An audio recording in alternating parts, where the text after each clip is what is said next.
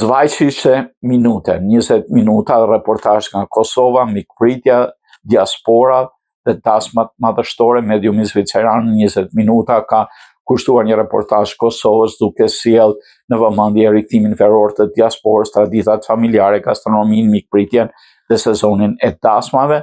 Gazetarët Lynn Sachs dhe Caroline Pfaffenberger e nisën udhëtimin në Prishtinë, ku vunë në re numrin e madh të automjeteve me taga zvicerane dhe trafikun e rënduar që karakterizon muajt e verës. Ato vizituan Prishtina Mall, nga qendrat më të mëdha tregtare në vend. Një pjesë të rëndësishme të reportazhit ju kushtua dasmave në sallën Kopshti i Bardh. Menaxheri përparim Cakolli tregoi se 80% e çifteve jetojnë në Zvicër.